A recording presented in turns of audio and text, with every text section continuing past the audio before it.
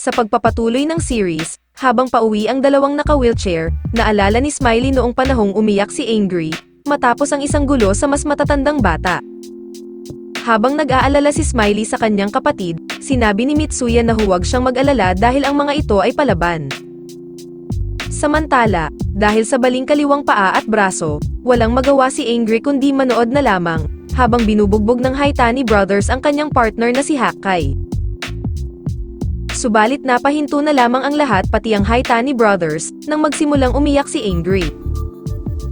Sinabi ni Smiley na karaniwang mabait ang kanyang kapatid, ngunit kapag nagsimula na itong umiyak, lumalabas ang ibang bahagi ng kanyang ugali, na parang isang demonyo. Dahil noong panahong nangyari ito, nagbagong taon sa ospital ang mga umatake sa kanya noon, kaya ipinangako ni Smiley sa kanyang kapatid, na hindi na muli uulitin ang pag-iyak. Dagdag pa ni Smiley na kapag si Angry ay nagsimula ng umiyak, ito ay 100 beses na mas malakas kaysa sa kanya. Habang nagtataka ang Haitani Brothers kung paanong nakakatayo pa si Angry, gayong nabali na ang paa at braso nito, binalaan ni Ran si Rindo na maging maingat rito. Kaya nang sinubukan itong itumba ni Rindo, ay nagulat ito nang hindi man lang niya nauga si Angry. Bagamat binalaan na siya ng kanyang nakakatandang kapatid, isang mabilis na suntok ang pinakawalan ni Angry, na ikinabagsak ni Rindo sa lupa. At dahil masyadong mabilis ang mga pangyayari, sinunod na din ni Angry ang nakakatandang si Ran, at pinatumba niya ang Haitani Brothers sa isang iglap lang. Dahil masyado na itong nakakaalarma, lumapit na rin rito si Mochi upang kalabanin si Angry, subalit sumama na din siya sa mga listahan ng mga nawalan ng malay. Kaya nang magtanong si Angry kung sino ang susunod, lumapit na din si Mucho at agad siyang ginamitan ng judo ngunit mabilis itong ka-counter ni Angry. Habang pati sila Takemichi ay hindi na rin makapaniwala kay Angry, muli nilang tinipon ang kanilang mga kasama at napagtanto, na kayang manalo ng Toman. Samantala, habang si Mucho na nagtatanong kung sila ba ay tuluyan ng natalo, naalala niya ang utos sa kanya ni Azana na pumatay kung kinakailangan. Kaya muling bumangon si Mucho at bumunot ng isang patalim, at inihayag na wala siyang balak na matalo. Kaya bago pa man masaksak ni Mucho si Takemichi, pinigilan ito ni Kakucho at sinuntok sa sikmura, habang sinasabing ayaw niyang masira si Mucho dahil sa Tenjiko. Nang pasalamatan ito ni Takemichi, sinabi ni Kakucho na hindi ito para sa kanya, kundi para kay Azana na kanyang pinagkakatiwalaan ng kanyang buhay. Nang sabihin ni Kakucho na hindi na siya ang dating kakilala ni Takemichi, bigla itong sumugod at madali lamang niyang pinatumba ang mga malalakas ng Toman, habang dumiretso sa nagulat na bida. Habang sinasabi ni Azana na si Kakucho ang pinakamalakas sa Big Four ng Tenjiko, kwinestyon naman ni Takemichi ang pagsali nito sa isang criminal organization. Sumagot si Kakucho ng isang malakas na suntok sa sikmura, habang naaalala ang unang pagtatagpo nila ni Azana, sa isang bahay ampunan.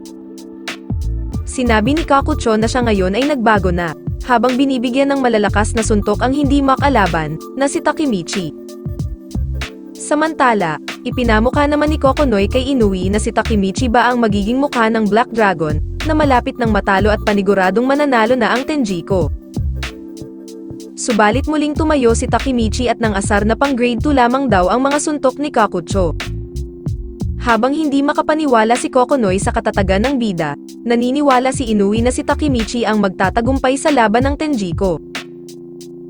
Nang ihanda na ni Kakucho ang huling suntok, biglang pumagitna si Chifuyu na nag-aalala na sa kalagayan ng kanyang kaibigan. Subalit nang makiusap si Chifuyu na tanggapin na lamang ang pagkatalo, isinigaw ni Takemichi na hinding-hindi matatalo ang Toman, hanggat andito siya. Nang hikayatin na ni Azana na tapusin na si Takemichi, sinabi ng bida na walang sapat na determinasyon si Kakucho na manalo sa kanya. Kaya bilang sagot, biglang lumapit si Kisaki at itinutok ang isang baril sa ulo ni Takemichi. Maliban kay Azana, ang lahat ay nagugulat sa sitwasyon, kung saan sa hindi inaasahang pangyayari, mas inilapit pa ni Takemichi ang kanyang ulo sa bunganga ng baril, na nagdulot ng kaguluhan kay Kisaki. Gamit ang suporta at sakripisyo ng mga taong nagtitiwala sa kanya, ay lakas loob na hinarap ni Takemichi si Kisaki, at tinanong kung anong kinakatakutan niya. Kaya nang may isang putok ng baril ang narinig, hindi kayang patayin ni Kisaki si Takemichi, sa halip ay binaril niya ito sa paa. Sinabi ni Takemichi kay Kisaki na labis na naguguluhan, na bagamat kulang siya sa karisma, lakas, o katalinuhan, isang bagay lamang ang kaya niyang gawin, at iyon ang hindi kailanman susuko. Nang muling nilapit ni Takemichi ang ulo niya sa bunganga ng baril ni Kisaki, sinabi niya rito na madali na sa kanyang pumatay, yamang pinatay nito si Emma. Bilang sagot, inilayo ni Kisaki ang kanyang baril at sinuntok niya si Takemichi sa mukha. Gayunpaman, tinulungan ni Aka na makabangon si Takemichi, at pinaalala na hindi siya ang tipo na sumusuko. Bumangon din ang iba pang miyembro ng Toman, na na-inspire sa katatagan ni Takemichi, habang natuwa naman sa kanya si Chifuyu dahil sa pagkuha niya ng papel ni Baji. Sa pagpapahayag ng Toman ng kanilang bagong determinasyon na makipaglaban ng tapat at hindi kailangan pumatay, napansin ni Mucho ang pagkakaiba ng Tenjiko at Toman, at nagtataka kung ano ang layunin ni Azana. Nang sumagot si Kisaki, sinabi nito na ang determinasyon ng Toman ay hindi mababago ang katunayan na sila ay natalo na. Kaya inirekomenda nito na mag-merge na lamang ang Tenjiko at Toman, at mananatili si Mikey bilang leader. Dahil sa kanyang narinig, ay lumapit si Takemichi at sinuntok niya si Kisaki sa mukha, habang sinasabi na bubugbugin niya ito hanggang sa makaintindi. Habang sinasabi ni Takemichi ang mga nangyari at sinabi ni Draken sa hinaharap tungkol sa naguguluhan na si Kisaki, sinubukan niya itong suntukin ngunit sinalag ito ni Azana, na agad gumanti ng suntok sa bida. Muling sumugod si Takemichi kay Azana, subalit pambubugbog lamang ang tinamo niya mula sa leader ng Tenjiko. Habang hindi na matanggap ng iba ang mga pambubugbog na tinamo ni Takemichi, nananatili pa din na nakatayo at hindi sumusuko ang bida. Kaya nang muling sumugod si Takemichi, ay bigla siyang huminto dahil naramdaman niya ang pagdating ng kanilang leader. Itinaas ni Takemichi ang kanyang kamao sa pagdating ni Mikey, at sinabing hindi siya natalo. Sa biglaang pagdating ni Mikey, ikinagulat ito ng lahat at napapaisip, na kamakailan lamang ay nawala si Emma at dapat siya ay nagdadalamhati sa pagkamatay nito. Habang umiiyak sa tuwa ang bida, nilagpasan ni Mikey si Azana upang yakapin at pasalamatan muna si Takemichi. Maya-maya pa ay dumating na din si Draken na sakay ng kanyang motor at kasama nito si Hinata, na ikinagulat ni Takemichi. Dahil noong umalis si Takemichi sa ospital, lumapit si Hinata kay Mikey at Draken. Habang sinasabi ni Hinata na sinusubukan ni Takemichi iligtas ang maraming tao ng sabay-sabay, inamin niya na mamamatay siya sa loob ng 12 taon, at nagmula si Takemichi sa hinaharap upang iligtas siya. Bagamat maaaring hindi sila naniniwala, ang pag-iyak ni Hinata ang nagpapatunay nito, kung saan ito ang nagpabalik sa dalawa mula sa kanilang panghihina, nang maalala ang maraming pagkakataon na sinubukan ni Takemichi na iligtas ang Toman. Ngunit ikinabigla naman ni Takemichi nang malaman na ibinuking pala ni Hinata ang tungkol sa kanyang time leaping, kay Draken at Mikey. Subalit pinasalamatan ni Takemichi si Hinata sa kanyang ginawa, ngunit hindi rito sumang-ayon si Hinata at sinabing ang determinasyon ni Takemichi ang nagdulot ng pagbabago ng lahat. Samantala, dahil sa pagdating nila Mikey at Draken, ay tuluyan ng tumaas ang moral ng lahat ng miyembro ng Toman, subalit sa hindi inaasahan, isang malakas na sipa mula kay Azana ang nagpalipad kay Mikey. Habang naghahanda ang mga lider ng Tenjiko at Toman para sa isang showdown, nangako si Mikey na lulutasin niya ang kanilang alitan. Agad na nagpakawala si Mikey ng ilang serye ng sipa kay Azana, subalit ang lahat ng mga ito ay nasalag lamang ng leader ng Tenjiko, at matagumpay na nakagawa ng counter-attack kay Mikey. Dahil hindi gumana ang unang plano, sinabi ni Azana na balak niyang sirain ang lahat kabilang na ang pagpatay kay Mikey. Habang madali rin sa kanyang basahin ang mga pag-atake ng kalaban, subalit ininda ni Mikey ang suntok ni Azana upang tanungin, kung bakit nito pinatay ang kanilang kapatid. Kasama si Kakucho, ang batang Azana ay iniwan at napabayaan sa isang institusyon hanggang sa dumating si Shinichiro, na nagpakilala bilang kanyang kapatid. Bilang itinuturing ni Azana na nag-iisang kapatid, si Shinichiro ang nagturo ng lahat ng kanyang alam mula sa pakikipaglaban, kung paano pumorma, pati kalokohan, at kahit na ang kanyang mga kilos. Ilang taon matapos makalabas ni Azana sa juvie, pumunta siya sa bike shop ni Shinichiro upang imbitahin ito na sumakay sa kanyang motorsiklo. Napag-usapan nila ang tungkol sa pagnanais ni Azana na hawakan ang susunod na henerasyon ng Black Dragon, kung saan sumang-ayon naman rito si Shinichiro, at ibinahagi ang kanyang plano na iwan ang Black Dragon sa kanya, na susundan naman ni Mikey. Biglang naguluhan si Azana habang nahihirapan unawain na si Shinichiro, ay hindi lamang pala ang kanyang kapatid. Dahil sa selos at pagpatay ng kaibigan ni Mikey kay Shinichiro, ay feeling ni Azana na inagaw lahat sa kanya ni Mikey, kaya pinatay nito si Emma upang magdusa ito.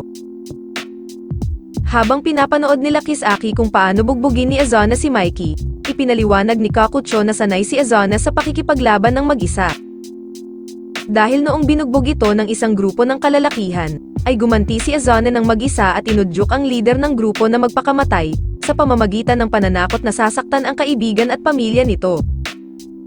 Habang lumalabas na lumapit si Kisaki sa isang depressed na Azana, noong hindi nito matanggap ang pagkamatay ni Shinichiro, upang udyukan na gumanti kay Mikey. Habang napansin nila Takemichi at Draken na tila hindi na tumitama ang mga pag-atake ni Azana, senyales lamang ito na napapagod na ang leader ng Tenjiko. Nang masalag ni Mikey ang atake ni Azana, sinabi niya na hindi ito nag-iisa at mayroon pa itong isang kapatid, habang idineklara na nais niyang iligtas si Azana. Ngunit ikinagalit lamang ito ni Azana at sinubukan umatake, subalit matagumpay na nakagawa ng counter-attack si Mikey, na ikinabagsak ng leader ng Tenjiko. Sa muling pagbangon ng leader ng Tenjiko ay patuloy pa rin si Mikey sa pagpapaunawa na sila ay magkapatid, subalit si Azana ay tila sarado at sobrang lalim na ng puot sa dibdib. Sa sandaling iyon, na-imagine ni Azana si Shinichiro at si Emma na nakatayo kasama si Mikey, kasabay ng katotohanan na siya ay talo na. Kaya parang nabuwang na si Azana at kinuha ang baril ni Kisaki, at tinutok kay Mikey. Ngunit hindi rito natakot si Mikey at sinabihan si Azana na gawin ito, kung iyon ang magpapasaya sa kanya. Sa sandaling iyon, sinampal ni Kakucho ang baril sa kamay ni Azana, at sinabi na tanggapin na ang pagkatalo ng Tenjiko. Sa isang alaala, habang gumagawa ng libingan si Kakucho para sa kanyang mga magulang na namatay sa isang aksidente, biglang dumating si Azana at sinira ito. Sinabi sa kanya ni Azana na kalimutan na ang mga yumao dahil hindi siya mapoprotektahan ng mga ito, at inalok ng rason upang mabuhay sa pamamagitan ng pagiging isang alipin, habang si Azana ang kanyang hari. Willing mamatay si Kakucho para kay Azana at ayaw niya itong nakikitang kahiya-hiya, kaya't muli niyang sinabi sa kanyang leader na tanggapin na lamang ang pagkatalo ng Tenjiko. Subalit bigla na lamang binaril si Kakucho sa likod ni Kisaki, dahil ito daw ay nakakainis. Sinabi ni Kisaki na palaging nasisira ang kanyang mga plano ni Takemichi, subalit ngayon, nabigo siya dahil kay Kakucho. Kaya nang sumugod si Kakucho ay binaril ulit ito ni Kisaki, subalit mabilis na humarang si Azana upang iligtas ang kanyang alipin. Ang hindi inaasahang pangyayari ay ikinagulat ng lahat, kasama na si Kisaki, na natumba sa lupa sa pagkagulat. Sa mga huling sandali ni Azana, ipinaabot niya kay Mikey ang pagkatalo ng Tenjiko. Habang tinanong naman ni Kakucho kung bakit siya prinotektahan ni Azana, humingi ito ng tawad sa kanya dahil siya na lamang ang mayroon siya. Nang muling mag-usap si Mikey at Azana, nagkwento ito na minsan ay nakilala niya ang inang nag-abandona sa kanya. Nalaman ni Azana na hindi siya tunay na anak nito, kundi anak siya ng dating asawa nito at ng isang babaeng Pilipino, habang pinatay ng mga tulisan ang kanyang ama. Dahil dito ay nagalit si Azana kay Shinichiro sa hindi pagsasabi sa kanya ng katotohanan, habang ipinapahayag ang kanyang walang katapusan na kalungkutan. Subalit sinabi ni Shinichiro na kahit ano paman, sila ay magkapatid at hindi dapat ito magbabago. Ipinagtapat ni Azana kay Mikey na wala silang kahit anong kaugnayan, habang binanggit niya ang pangalan ni Emma, bago siya tuluyan mawalan ng hininga. Nang makita ang walang buhay na kaibigan, umiyak si Kakucho at hinawakan niya ang kamay ni Azana, habang sinasabing sasamahan niya ito hanggang sa kamatayan. Maya-maya pa ay napansin ni Kakucho na umuulan ng nyebe, na nagbigay daan sa kanya upang maalala ang kanilang kabataan ni Azana. Sabay silang nangarap na bumuo ng isang kaharian na lilikha ng isang tirahan para sa mga ulila na tulad nila, habang si Azana ang hari at si Kakucho naman ang tapat na tagapaglingkod, na poprotekta rito. Habang nangako silang hindi matatalo, kinuha ni Azana ang pangalan ng kanilang kaharian mula sa inspirasyon sa nobelang Journey to the West, at tinawag niya itong Tenjiko. Nang makita si Kakucho at Azana na hindi na gumagalaw, idineklara ni Mikey ang wakas ng hidwa ang Toman Tenjiko, at inutos na umalis na ang lahat dahil parating na ang mga pulis, habang siya ay mananatili ng mag-isa. Subalit sinabi ni Mucho na dapat na din umalis si Mikey, habang sila at ang S62 generation ang mananatili, para sa kanilang leader. Kaya nang matapos na ang lahat, ibinoling ni Mikey ang kanyang atensyon kay Kisaki, at sinabing hindi niya ito mapapatawad. Subalit biglang dumating si Hanme sakay ng motorsiklo, at kinuha si Kisaki upang tumakas. Sinabihan naman ni Draken si Takemichi na sumakay sa kanyang motorsiklo, habang si Mikey ang baalang tumingin kay Hinata. Mabilis na nakahabol sina Takemichi at Draken, habang nangangako na hindi niya nahahayaan pang makatakas si Kisaki. Kaya nang makalapit na sina Draken at Takemichi, hinimok ni Kisaki si Hanme na magmadali ngunit bigla itong nawalan ng kontrol, na nagdulot ng pagbagsak nilang dalawa. Nang magawang back-corner ni Takemichi si Kisaki ay nagpumilit na naman itong tumakas, habang dahil sa kanyang sugat sa paa ay hindi niya ito magawang mahabol. Buti na lang ay to the rescue si Draken, at pinasan si Takemichi sa kanyang likod. Sinabi ni Draken na kahit hindi niya alam kung ano ang tunay na nangyari sa hinaharap, alam niyang pilit na lumalaban si Takemichi at si Kisaki ang nasa likod ng lahat. Subalit habang nakakalapit na sila kay Kisaki, ay bigla naman sumulpot si Hanma at inatake sila. Kaya walang nagawa si Takemichi kundi pilitin tumakbo mag-isa, habang si Draken ay naghahanda upang kalabanin si Hanma.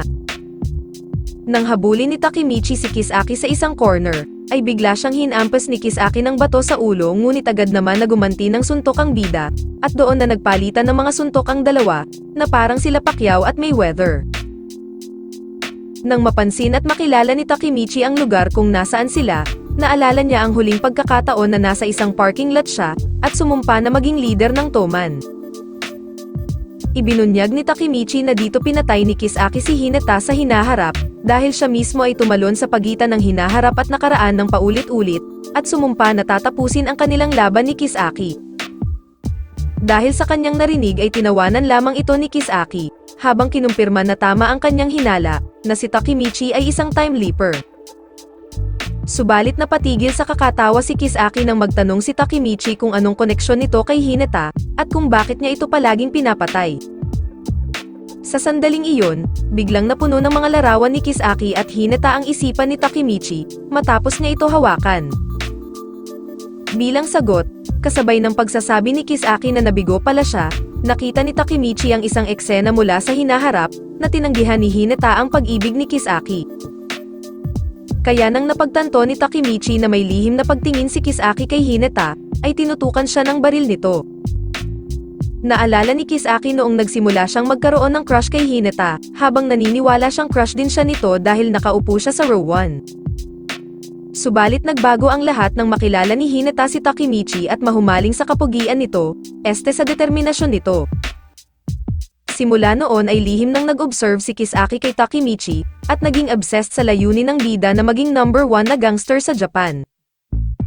Kaya nagsaliksik siya tungkol dito at nakilala ang ilan tulad ni Osanai, hanggang sa makita niya si Mikey, ang taong angkop sa paglalarawan ng nangungunang gangster sa Japan. Dahil nais niyang malampasan si Takemichi upang makuha si Hinata, agad niyang sinimulan ang kanyang malawakang plano. Ang malaking plano na ito ay aabot sa loob ng 10 taon, kung saan kasama ang pagkamit ng tiwala ni Mikey sa loob ng 1 taon, pagmanipula sa kanya sa loob ng 2 taon, pagsakop sa Tokyo sa loob ng 3 taon, at pag-angkin sa Japan sa loob ng 4 na taon. At sa huli, ay balak ni Kisaki mag-propose kay Hinata. Habang patuloy na nagagalit si Kisaki kay Takemichi dahil sa palaging pagpigil sa kanyang mga plano, sinabi niya na mas mabuti nang patayin niya si Hinata kaysa mapunta kay Takemichi. Subalit sinipa ni Takemichi ang baril at itinutok kay Kisaki, habang sinabing hindi niya nahahayaan pang patayin nito si Hinata. Habang buo na ang loob ni Takemichi na barilin si Kisaki, biglang dumating si Hinata kasama si Mikey, na nagdulot ng pagka-distract ni Takemichi. Kinuhang pagkakataon ito ni Kisaki upang agawin ang baril mula kay Takemichi, ngunit siya ay nabigo, kaya nagpa siya na lamang siyang tumakas. Nang magsimula muli ang paghahabulan ng dalawa, sinabi ni Takemichi na tapos na ang lahat at wala nang nagtitiwala kay Kisaki. Kaya nang sumagot si Kisaki na pwede siyang magsimula muli at sumumpa na makukuha din niya si Hinata balang araw, sinabi ni Takemichi na hindi niya nahahayaan pang makabalik si Kisaki mula sa hinaharap. Dahil dito ay napahinto si Kisaki sa gitna ng kalsada, habang nagtatanong kung iniisip ni Takemichi na siya din ay isang time leaper. Subalit bago pa man malaman ni Takemichi ang sagot mula kay Kisaki, ito ay biglang nasagasaan ng isang truck. Habang hindi makapaniwala si Takemichi sa nangyari, sinusubukan tumayo ni Kisaki ngunit hadlang ang bali-bali niyang katawan. Habang sumisigaw sa kirot at kawalan ng lakas, sinabi ni Kisaki na ayaw niyang mamatay. Kasabay ng pagkatalo ni Hanma mula kay Draken at pagdating nila Mikey at Hinata, doon ay tuluyan nang natapos ang buhay ni Kisaki. Ang pagkatalo ng Tenjiko ang nagmarka ng pagtatapos ng Kanto Incident, kung saan ang natitirang 5 miyembro ng S62 Generation ay naaresto, at ang mga nasawi ay kinabibilangan nina Emma Sano, Azona Kurikawa, at Kisaki Teta. Makalipas ang ilang araw, binisita ni Takemichi sa ospital ang nakaligtas na si Kakucho mula sa tama ng bala. Habang nagdadalamhati pa din si Kakucho sa pagkawala ni Azona, nalaman niya mula kay Takemichi, na wala na din si Kisaki. Subalit ang makita ang kamatayan nito, ay nag-iwan ng trauma kay Takemichi. At dito na nagtatapos ang Season 3 ng anime series. Maraming salamat sa panonood.